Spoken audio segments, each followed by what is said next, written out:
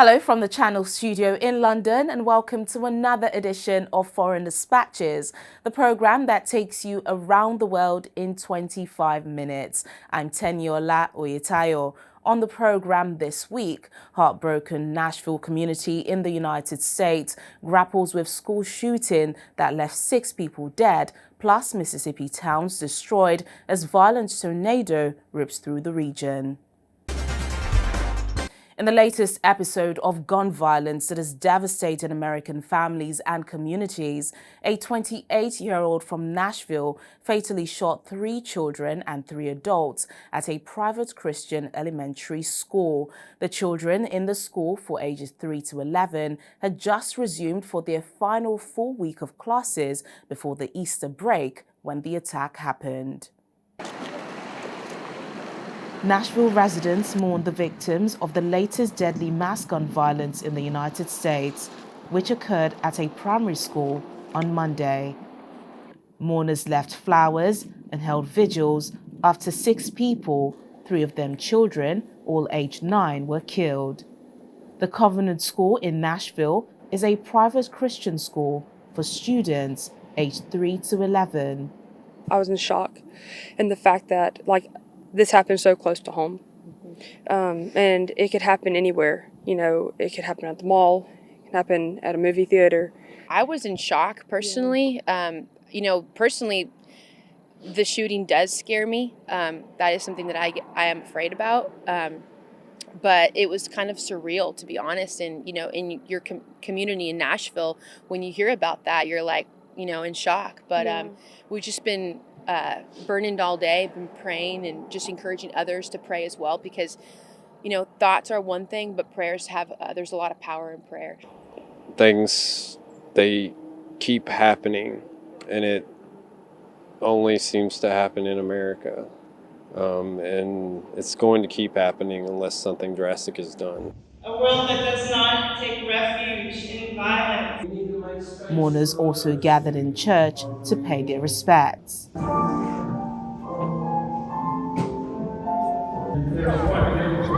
As the shooting unfolded, worried parents rushed to the school and frightened students and teachers were forced to take cover as shots rang out and police confronted the attacker. The shooter, who has been identified as 28-year-old Audrey Hale, was killed by police. Hale, who had no criminal record, was a former student at the school. Nashville police released CCTV footage showing the assailant blasting through glass doors with gunfire and roaming the halls of the school, pointing a semi-automatic rifle. Officials say Hale had drawn detailed maps of the school, including entry points for the building, and left behind a manifesto and other writings. In a search of the shooter's home, more weapons were also recovered, in addition to the ones used in the attack. We've identified the shooter as Audrey Hale, a 28-year-old female that lived in the Nashville area. We have investigations ongoing now at the residence on Brightwood Avenue, and we have made contact with the father that lived at that residence and are putting together more information. We've also determined there were maps drawn of the school in detail of surveillance, entry points, etc. We know and believe that entry was gained through shooting through one of the doors, is how they actually got into the school. And now I am overwhelmed at the thought of the loss of these families, of the future lost by these children and their families. And the leading cause of kids' death now is guns and gunfire, and that is unacceptable.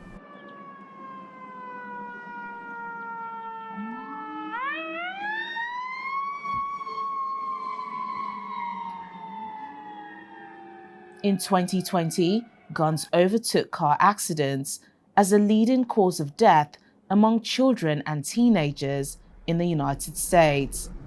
A survivor of the Highland Park, Illinois shooting in July last year was visiting Nashville with her son at the time of Monday's shooting. She crashed a news conference to call on U.S. lawmakers to do more. Aren't you guys tired of covering this? Aren't you guys tired of being here and having to cover all of these mass shootings? I'm from Highland Park, Illinois. My son and I survived a mass shooting over the summer. I am in Tennessee on a family vacation with my son. I have met with over 130 lawmakers. How is this still happening? How are our children still dying, and why are we failing them? Gun violence is the #1 killer of children and teens. It has overtaken cars. Assault weapons are contributing to the border crisis and fentanyl. We are arming cartels with our guns and our loose gun laws, and these shootings and these mass shootings will continue to happen until our lawmakers step up and pass gun safety legislation. Since the shooting, U.S. President Joe Biden has renewed calls for gun control legislation, something he's done multiple times since taking office. We have to do more to stop gun violence. It's ripping our communities apart, ripping the soul of this nation, ripping at the very soul of the nation. The shooter in this situation reportedly had 2 assault weapons and a pistol, 2 AK-47. So I call on Congress again to pass my assault weapons ban. It's about time that we began to make some more progress, but there's more to learn. But I just wanted to send my concern and hearts out to so many parents out there. America is on course for having the bloodiest year yet, as the latest shooting brings the grim total up to 129 this year, according to data from the Gun Violence Archive. The US surpassed the disturbing milestone of more than 100 mass shootings on March the 5th, with the rate rising faster than in the past 10 years. Still in the United States, communities in the southern state of Mississippi are reeling from a deadly tornado which has killed at least 24 of people and crushed hundreds of buildings. As they now face the challenge of rebuilding, residents who survived the devastating tornado say they will never forget the experience. Disaster relief efforts are pouring into Mississippi and Alabama, grappling with the 170-mile trail of destruction there. The tornado hit in the middle of the night. People had been sleeping and had not heard the alerts. For many, the first indication that something terrible was happening was the noise. In Silver City, Mississippi, one of the string of towns hit by the rare and powerful tornado, tells the survival that defy the odds are emerging. We heard the wind blowing real hard, and we got in the hall there. I got in the chair behind that corner there, my wife and mother-in-law and dog was on further in the hall there. And I got a big door and put it over that, and the glass started flying through this way. And I had my back against that door trying to hold it. And then all of a sudden it turned away from that door and went straight through that way. And then the top flew off. And that's about it. It lasted about 15 minutes. Totaled everything. I had 4 cars and trucks sitting over there. It crushed all of them. I got another truck in the backyard. That's my work truck right there. It's crushed all up. I don't know what to do or nothing else. This particular storm was different. So I was kind of unaware of it, but when I heard the strange noise and the wind and stuff, I jumped up and put on some clothes and jumped in the bath too. And I just started praying and saying, Lord, that I've been good, and it's just me here at the house and you. I asked him just take care of me, In about 9 minutes, it was over with. It took it about a good 9 to 10 minutes, and it had blew over it had ceased. And then I got up and just started, looking at the damage that it had done, and noticed that it had broke out some windows that I didn't know that I didn't hear them break. And all the tree falling that was so close to my house, I didn't know that. And then it tore up one of my trucks, and it It shattered a couple trucks, the glasses in both of them. Stories of survival are similar in Rolling Fork, a town of around 1,900, which was hit the hardest. Homes were reduced to rubble, tree trunks snapped like twigs, and cars were tossed aside like toys. God saved my life. He saved my life. But to hear that ruin for those 5-6 seconds seemed like a lifetime. And I was able to grab the top of the tub and pull it down over my head. So the rain and the lightning wouldn't strike me. And 5 minutes later, it was over. And I realized then that I was still here. And all I could hear was a bunch of hollering and screaming and, we're here, help, help, and it's sad. It was sad. It was a sad situation, but I thank God that I'm here to talk to y'all like I'm doing now. When they said it was coming here in 2 seconds, I got up at the window and got in this hall, and I just started praying. This, Father Jesus, Father Jesus. I heard it coming like a train. No, I was just praying. I was just praying. And I finally seen when the east was, it's going on back, it's going on back. I was so scared. I prayed. I was just so scared. I thank this man above, he kept me here. Residents of the storm-stricken southern U.S. state, one of the nation's poorest, are grappling with the widespread devastation. The Family Dollar store was practically new. It's gone. And I think there was loss of life there. Flower shop, beauty shop, barber, law offices just down the street are all gone. And then further back north of here, there was an auto parts store, local restaurant that's been there for I don't know how many years, since I was a child, and service stations, tire shops. It's just gone. To see it up close is incredible. A lot of the stuff that I see in the debris field is not part of the lumber yard. It came from somewhere else. So, and just the massive amount of destruction. This was a very big complex, lumber, shingles, an Ace Hardware store. Many residents are now facing an uncertain future. The town has a population of about 1,900, and according to census data, about a fifth are below the poverty line. Still, residents here are optimistic that they'll recover together. This is a Bible Belt. And we were all taught that a family that prays together stays together. This is a family of unity, a family of strength. And this is what we need to make this community come back once again. And lastly, I'm not only just the mayor of this community, but I've lost personal friends.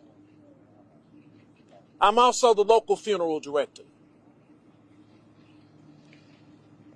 Now, I'm having to meet my families, those who have lost loved ones, and help them make it through this traumatic time.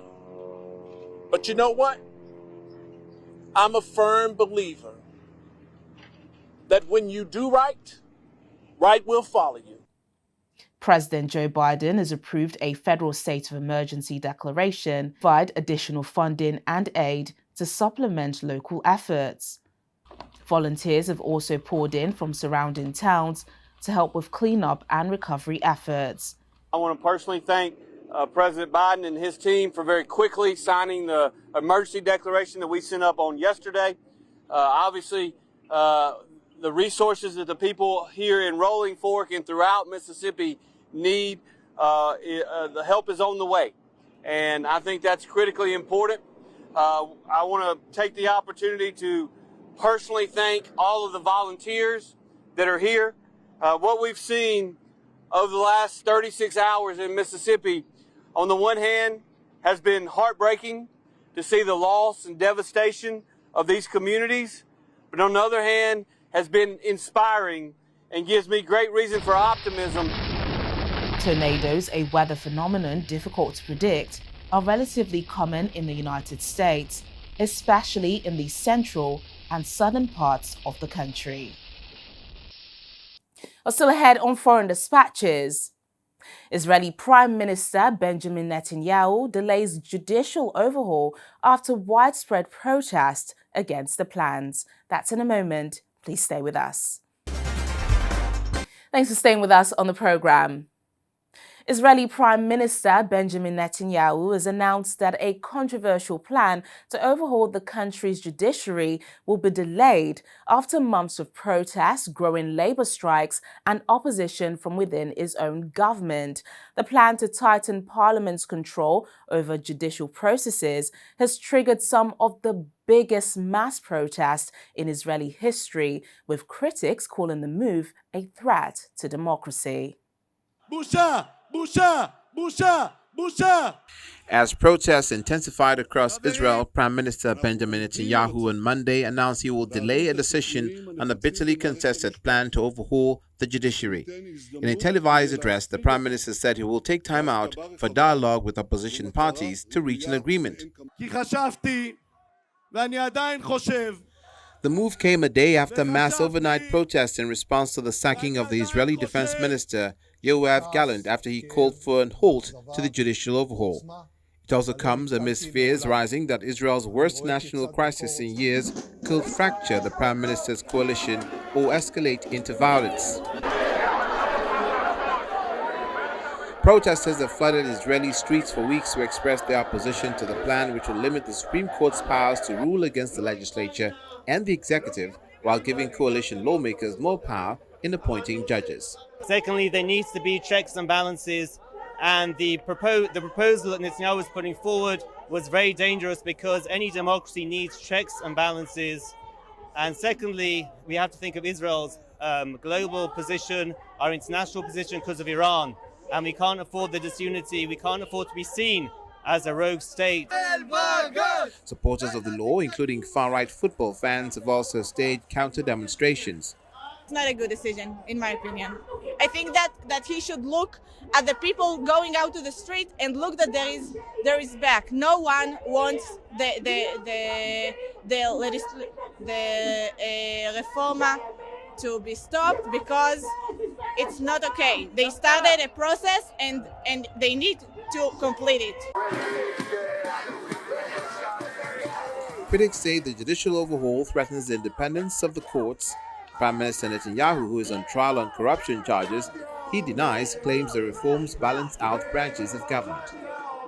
How do we ensure that the judiciary remains independent and that we balance the need to strengthen the executive and the legislative and at the same time protect individual rights? I think that balance can be achieved. And that's why I've promoted a pause that now enables both the opposition and the coalition to sit down and try to achieve a broad national consensus to achieve both goals. And I believe this is possible. We're now engaged in exactly this conversation. For now, Israelis are hopeful that the halt will restore calm in the country. Look, I'm happy he's getting back to the negotiating table. I think that there are certain things that are great about the reform. I think there are certain things that are not great about the reform.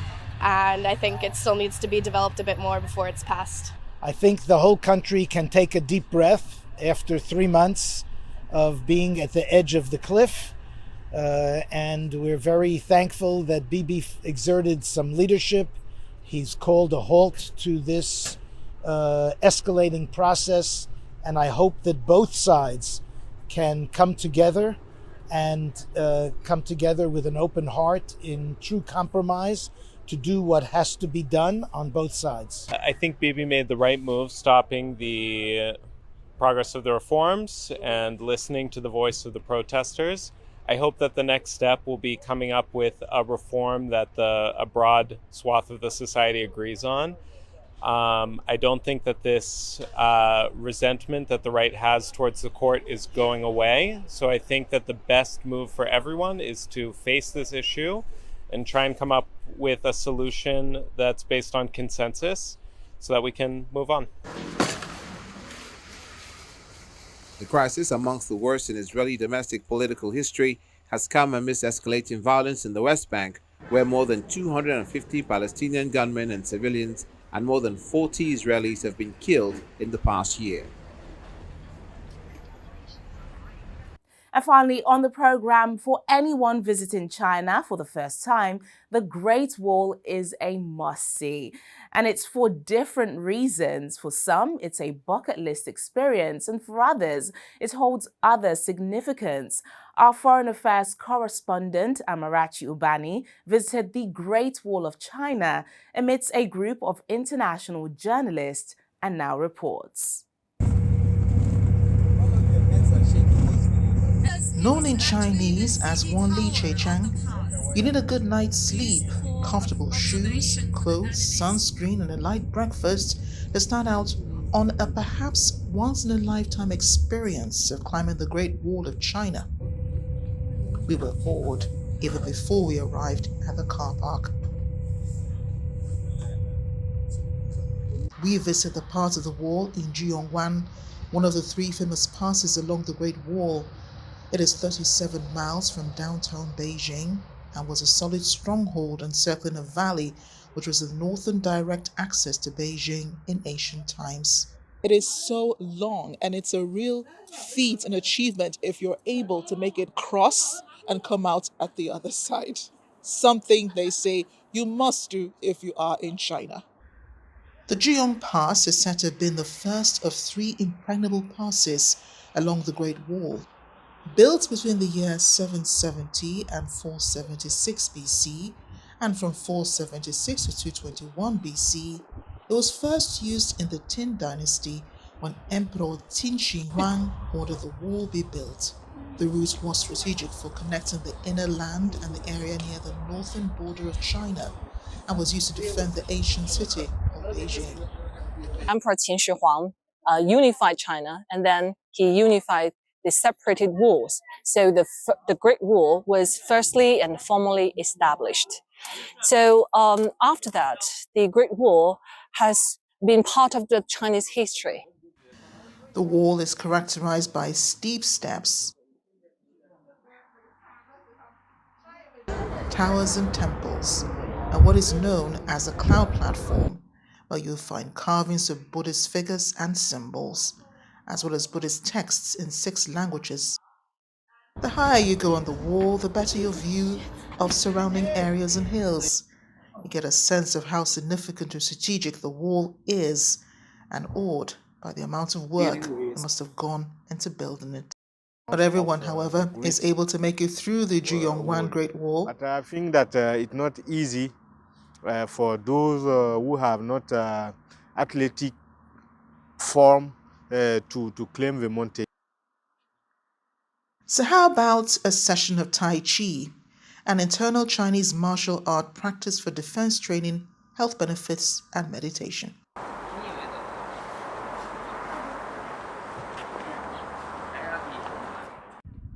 And after 4 kilometers of climbing, a group, sparsely populated by now along the wall, is excited to be done. At least we made it to the end, or I made it to the end. I was proud of myself when I came down. I was tired, but very proud of myself. When the journey started, it was a bit frightening, but the more you climb, the more you build confidence in your ability to finish. Declared a UNESCO Heritage Site in 1987, the Great Wall of China attracts up to 70,000 visitors each day during the peak season. The best time to visit, they say, is from April to May. And that's the program today, but remember, our top stories are never far away. You can catch them on channelstv.com. Thank you so much for watching. I'm Tenyola Uyetayo. See you next time.